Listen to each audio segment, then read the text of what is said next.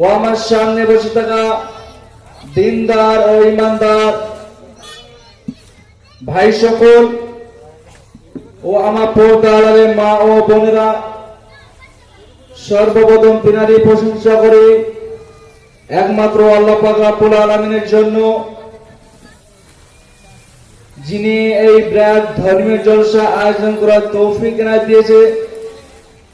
তাই সকলে আমরা একসঙ্গে মন প্রাণ খুলে এক বাক্যে উচ্চারণ করে বলি আলহামদুলিল্লাহ। তারপর আমাদের ধর্মের গুরু, ধর্মের নেতা আকায়ে নামদার তাজরুল মাদানী আহমদ মুস্তাফা মুহাম্মদ মুস্তাফা সাল্লাল্লাহু আলাইহি ওয়াসাল্লাম, তিনার উপর লক্ষ লক্ষ দরুদ ও সালাম অবতীর্ণ হোক। আল্লাহুম্মা সাল্লি আলাইহি আল্লাহুম্মা বারিক আলাইহি। আমি